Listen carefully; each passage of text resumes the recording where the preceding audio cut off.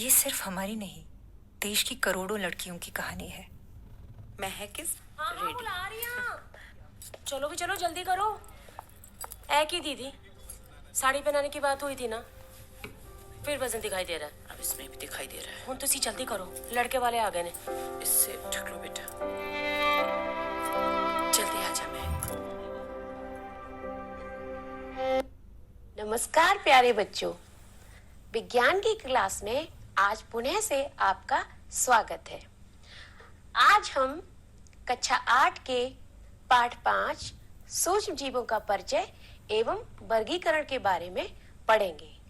इस पाठ के अंतर्गत हम सूक्ष्म जीव और उनके प्रकारों के बारे में जानेंगे तथा हम यह भी जानेंगे कि सूक्ष्म जीवों से मनुष्यों में कैसे कैसे रोग उत्पन्न होते हैं। बच्चों, पाठ को शुरू करने से पहले आपसे हम कुछ बातचीत कर लेते हैं। क्या आपने अपने चारों तरफ कई तरह के जीव जंतुओं को देखा है?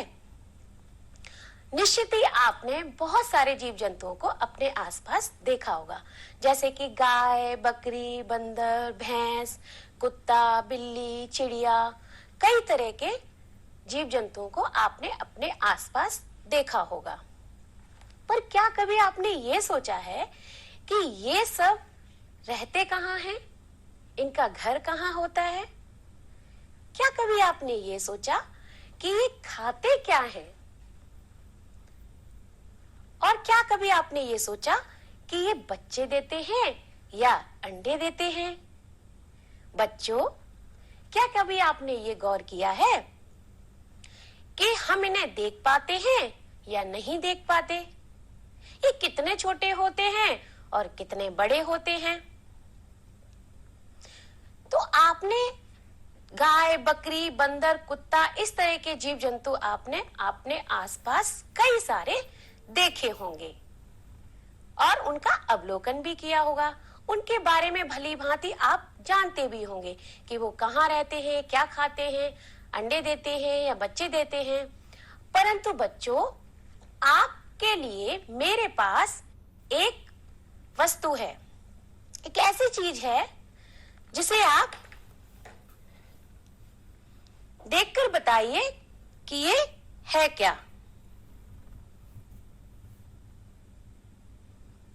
देख पा रहे हैं ये क्या है? जब मैं इसको देख रही हूं और आपको दिखा रही हूं तो इसका साइज देखिए, और जब मैं एक लेंस के द्वारा आपको दिखा रही हूं तो इसका साइज देखिए कितना अंतर आ रहा है। तो क्या आप बता पाएंगे ये क्या है?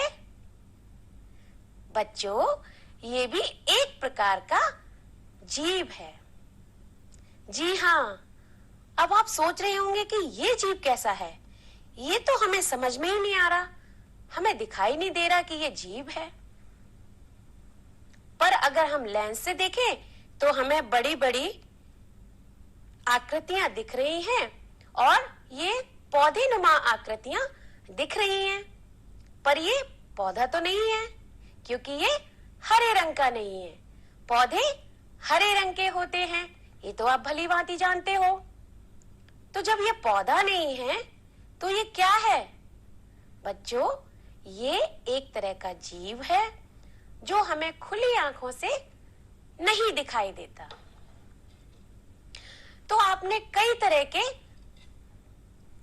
जीवों के बारे में जाना होगा, उनको देखा होगा, लेकिन जो आज आपको हमने दिखाया वो बहुत ही छोटा जीव है। बहुत ही ये छोटे होते हैं, इनको हम सूक्ष्म जीव कहते हैं।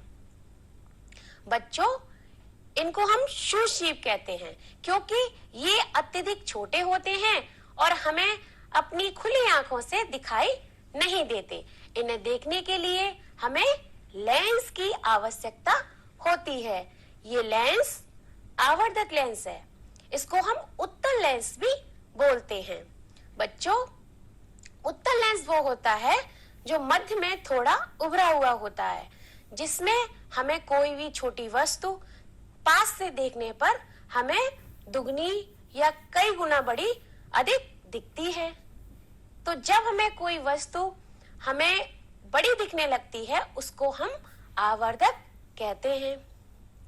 तो इस तरह से आवर्धक लेंस के द्वारा हम छोटी वस्तुओं को बड़ा करके देख पाते हैं। तो इन जीवों को हम अपनी खुली आंखों से नहीं देख सकते, हमें इन्हें देखने के लिए या तो लेंस की आवश्यकता होती है या फिर हमें सूक्ष्मदर्शी की आवश्यकता होती है। सूक्ष्मदर्शी एक ऐसा यंत्र है जिसके द्वारा हम छोटी छोटी वस्तुओं को, छोटे छोटे जीवों को बड़ा करके देख पाते हैं। तो इनकी मदद से हम इन जीवों को देख पाते हैं।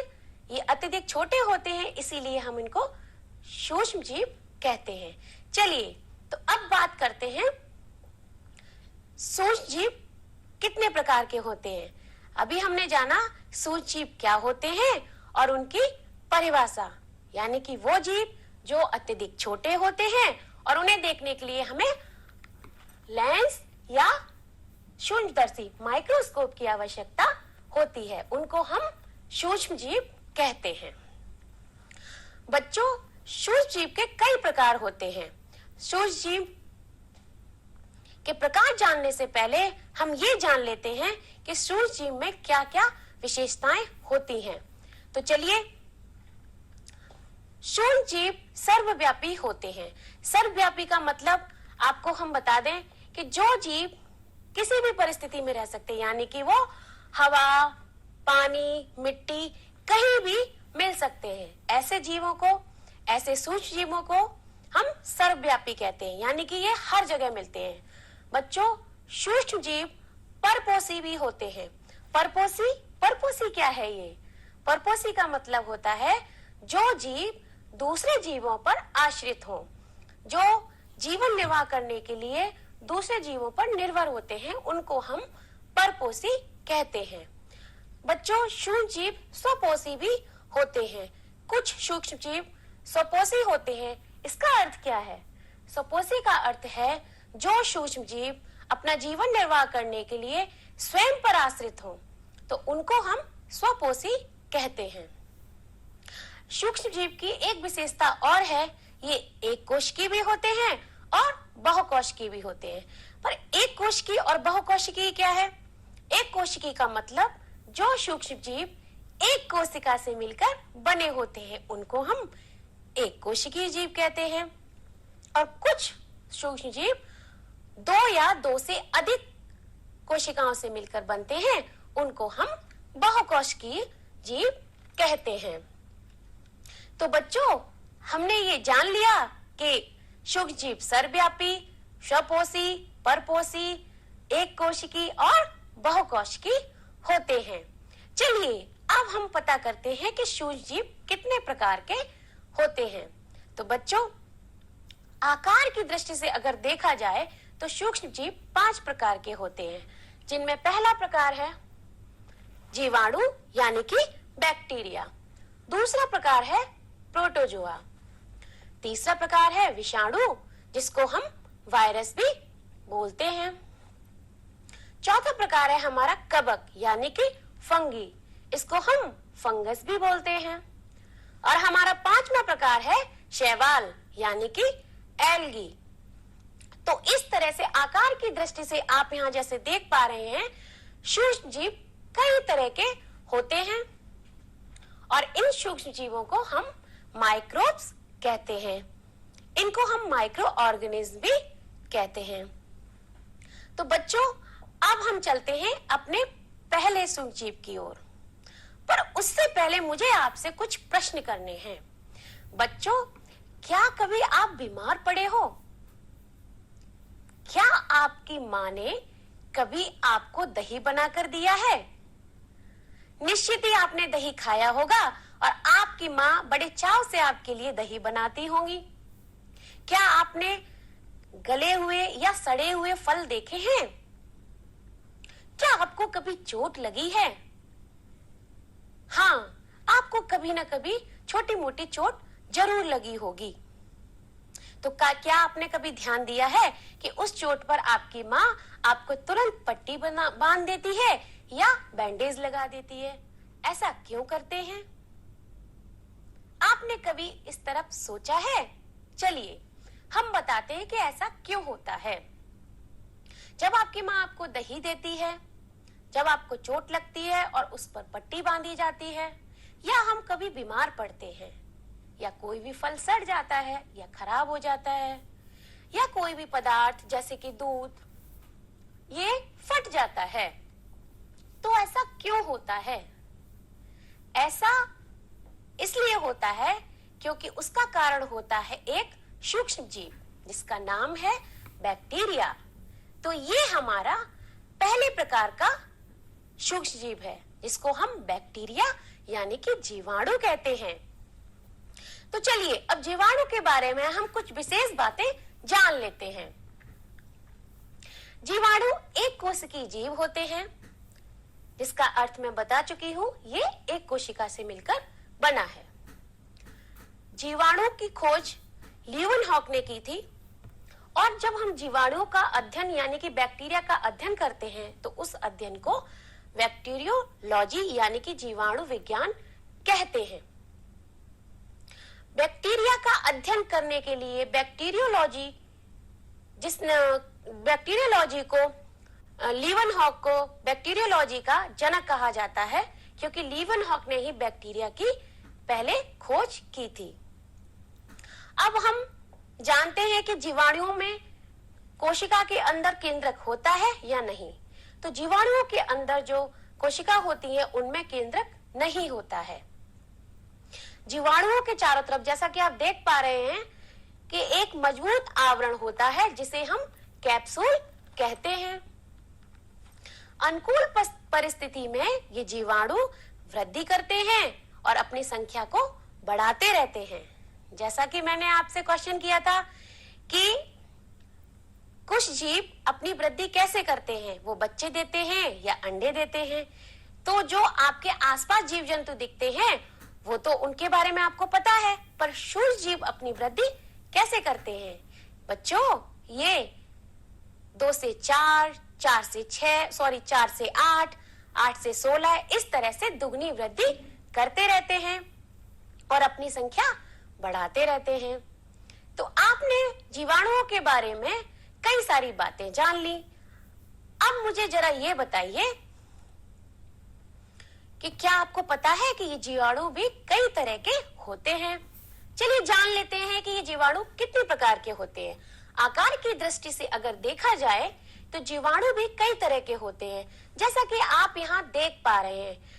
कुछ की आकृति गोलाकार है, कुछ की छड़ी के बराबर है, या किसी किसी की सर्पिल या कुंडलाकृति है, और कोई कोई कोमा की आकृति का है। तो आकार की दृष्टि से अगर देखें तो जीवाणु निम्न 4 प्रकार के होते हैं: गोलाकार, छड़ाकार, सर्पिल या कुंडलित और कौमा के आकार के। बच्चों, आपने कभी गौर किया है कि जो मिट्टी उपजाऊ होती है, जिस मिट्टी में हम खेती करते हैं, वो उपजाऊ कैसे होती है? या तो हम उसमें खाद लगाते हैं, लेकिन उसका एक कारण और है। बच्चों, जो खेतों की मिट्टी उपजाऊ होती है वो हमारे सूक्ष्म जीव भी करते हैं। सूक्ष्म जीव सड़ा गला पदार्थ या कूड़े करकट को सड़ाकर, गलाकर, उनको छोटे छोटे भागों में तोड़कर उपजाऊ मिट्टी बनाते हैं और उससे हमारी खेती होती है। कभी कभी सूक्ष्म जीव दही बनाते हैं, और जो आप पनीर खाते हो वो भी इनके द्वारा ही बन पाता है। कभी कभी ये सूक्ष्म जीव हमारे भोजन को भी पचाते हैं। हमारा भोजन पचाने में ये बहुत मदद करते हैं, जैसा कि आप इन चित्रों में देख पा रहे हो। एक सूक्ष्म जीव सपोसी होता है जिसका नाम है साइनोबैक्टीरिया। इसको हम ब्लू ग्रीन एल्गी भी बोलते हैं। तो इस तरह से बच्चों, यहाँ पर आपने जाना कि जीवाणु कितने प्रकार के होते हैं और उनकी कुछ खास विशेषताएं आपने जानी। अब मैं आपसे पूछना चाहती हूँ बच्चों, क्या आपको कभी मच्छर ने काटा है? क्या आप कभी मच्छर के काटने से बीमार पड़े हो? निश्चित ही आपको किसी मच्छर ने काटा होगा। तो क्या आप बता सकते हो कि मच्छर के काटने से आप कैसे बीमार पड़ जाते हो? चलिए मैं ही बता देती हूँ। जब कोई मच्छर काटता है तो उस मच्छर के द्वारा कुछ सूक्ष्म जीव हमारे शरीर में, हमारे रक्त में आ जाते हैं और उसकी वजह से हम बीमार पड़ जाते हैं, हमें बुखार आ जाता है। तो आइंदा से मच्छरों से आपको बचना है, क्योंकि मच्छरों से भी सूक्ष्म जीव हमारे शरीर के अंदर आ जाते हैं। चलिए, ये है हमारा दूसरे प्रकार का सूक्ष्म जीव, जिसका नाम है प्रोटोजोआ। अब हम प्रोटोजोआ के बारे में कुछ विशेष बातें जान लेते हैं। ये जो प्रोटोजोआ है, ये भी एक कोश की जीव होते हैं। ये स्वतंत्र रूप से भी जीते हैं और ये परजीवी होते हैं। जैसा कि मैंने आपको पहले बताया, स्वतंत्र रूप यानी कि अपने आप पर निर्भर रहते हैं और कभी कभी ये परजीवी भी होते हैं, यानी कि दूसरों पर भी निर्भर रहते हैं। इनमें जो प्रजनन है उसके लिए विशेष प्रकार की संरचनाएं होती हैं। प्रजनन का मतलब जब ये अपनी वृद्धि करते हैं, अपनी संख्या को बढ़ाते हैं, तो उसके लिए विभिन्न प्रकार की संरचनाएं इनके अंदर होती हैं। और ये एक स्थान से दूसरे स्थान पर जाने के लिए, उसके लिए भी इनके शरीर में कई तरह की संरचनाएं होती हैं। एक उदाहरण है अमीबा, जो कि प्रोटोजोआ है, उसमें कूटपाद पाए जाते हैं। और दूसरा उदाहरण है पैरामीशियम प्रोटोजोआ का, जिसमें सीलिया पाए जाते हैं, जिनकी वजह से ये मूवमेंट करते हैं, यानी कि गति करते हैं। अब हम अगली विशेषता पर चलते हैं। बच्चों, ये जो सूक्ष्म जीव होते हैं यानी कि प्रोटोजोआ होते हैं, मनुष्य के शरीर में आकर कई तरह की बीमारियां उत्पन्न कर देते हैं। जैसा कि मैंने अभी आपको बताया था कि मच्छर के काटने से आपको बुखार हो जाता है, तो उसमें वो प्रोटोजोआ है, वो हमारे रक्त में संचरित हो जाता है और हम बीमार पड़ जाते हैं। एक और उदाहरण है प्रोटोजोआ का एंटमीबा हिस्टोलिटिका। इससे हमें पेचिस हो जाती है। पेचिस का मतलब डिसेंट्री। और दूसरा उदाहरण है प्लाज्मोडियम। ये प्लाज्मोडियम समझ रहे हैं, ये वो प्रोटोजोआ है जो मच्छर के द्वारा हमारे शरीर में आता है। इससे हमें मलेरिया रोग हो जाता है। बच्चों, ये प्रोटोजोआ भी सभी स्थान पर मिलते हैं। सभी स्थान का मतलब ये प्रोटोजोआ भी सर्वव्यापी हैं, यानी कि हवा, पानी, मिट्टी, सब जगह ये मिलते हैं। इनके भी कई तरह के आकार हैं। ये आकार की दृष्टि से कई प्रकार के होते हैं। अब बच्चों, आप ये बताइए, क्या कभी आपको सर्दी जुकाम हुआ है? निश्चित ही आपको सर्दी जुकाम हुआ होगा। जब मौसम परिवर्तित होता है तो आपको सर्दी, खांसी, जुकाम होता रहता होगा। तो क्या आपने कभी ये ध्यान दिया है या सोचा है कि ऐसा क्यों होता है? ऐसा इसलिए होता है, वो भी एक सूक्ष्म जीव का कारण है। बच्चों, ये तीसरे प्रकार के सूक्ष्म जीव होते हैं, जिनको हम विषाणु बोलते हैं। इंग्लिश में इनको हम वायरस बोलते हैं। तो चलिए, अब हम विषाणु के बारे में जान लेते हैं। विषाणु बहुत ही छोटे होते हैं। ये जीवाणुओं से भी छोटे होते हैं। ये पूर्णतः परजीवी होते हैं। जैसा कि परजीवी का मतलब आप समझ चुके हैं कि ये दूसरे जीवों पर आश्रित होते हैं। ये मनुष्य के शरीर के अंदर भी मिलते हैं और वहीं जाकर ये सक्रिय हो जाते हैं। उससे पहले ये इनएक्टिव रहते हैं, यानी कि निष्क्रिय रहते हैं, और ये स्वतंत्र रूप से प्रजनन नहीं कर पाते। ये जो विषाणु होते हैं, ये अमीनो अम्ल और प्रोटीन के बने होते हैं और इनसे बच्चों सर्दी, खांसी, गले में खराश आदि बीमारियां हो जाती हैं। बच्चों, इनसे खसरा या चेचक, इस तरह की बीमारियां भी होती हैं। जैसा कि आप देख पा रहे हो, ये कई आकार के होते हैं। तो वायरस भी बच्चों कई आकार के होते हैं। तो अब हमने जाना कि जो हमें सर्दी, जुकाम और गले में खराश होती है मौसम परिवर्तित होने पर, वो भी एक सूक्ष्म जीव के द्वारा होती है, जिसे हम वायरस कहते हैं। अब बच्चों बताइए, अरे ये क्या हुआ? ये ब्रेड को क्या हुआ? ये किसने सड़ा दिया? जैसा कि आप देख पा रहे हो मेरे पास भी एक ब्रेड है और ये भी कुछ खराब सा दिख रहा है। मैंने स्टार्टिंग में आपको दिखाया था लेंस के द्वारा, इस लेंस की मदद से। तो ये भी एक सूक्ष्म जीव है। पाठ को शुरू करने से पहले मैंने आपको ये बताया था कि ये एक सूक्ष्म जीव है। ये बहुत ही छोटे पौधेनुमा आकृति के जीव होते हैं, परंतु वे पौधे की तरह हरे नहीं होते। इनको हम कवक कहते हैं और इनका दूसरा नाम फंगस या फफूंद भी है। कभी कभी इनको हम फंगी भी बोलते हैं। तो चलिए हम फंगस के बारे में कुछ विशेष बातें जान लेते हैं। ये एक कोशिकी और बहुकोशिकी दोनों तरह के होते हैं।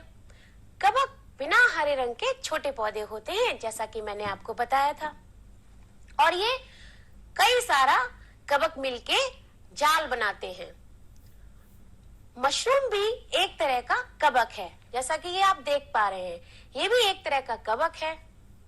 सारे मशरूम हानिकारक नहीं होते, लेकिन ज्यादातर मशरूम जहरीले होते हैं और कुछ मशरूम बहुत ही लाभदायक होते हैं, जिनको हम खाने में प्रयोग करते हैं। ब्रेड, इडली जैसी वस्तुएं, भोज्य पदार्थ इन्हीं कवक के द्वारा बनाए जाते हैं।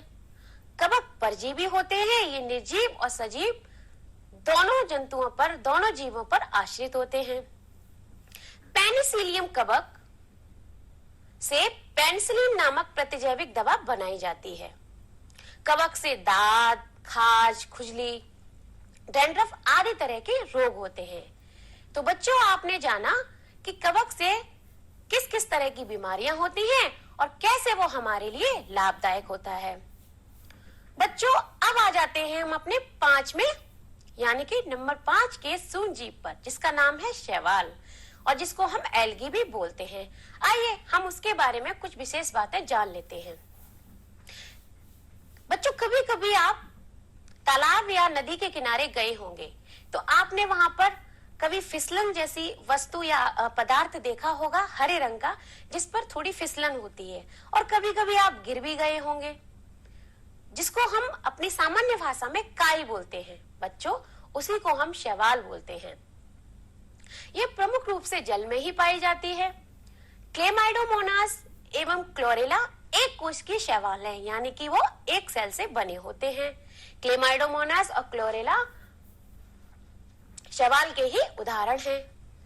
एक तीसरा उदाहरण है शैवाल का स्पाइरोगारा। ये बहुकोश की, ये आप देख पा रहे हैं, ये क्लेमाइडोमोनास और ये स्पाइरोगारा। तो ये स्पाइरोगारा बहुकोश की शैवाल का उदाहरण है, यानी कि ये 2 या 2 से अधिक कोशिका से मिलकर बने होते हैं।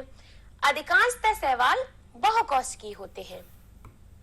शैवाल हमारे लिए बहुत लाभदायक होते हैं, लेकिन शैवाल में जड़, तना, पत्ती, इन सभी चीजों का अभाव होता है। शैवाल भोजन, चारे के रूप में उपयोग में लाए जाते हैं।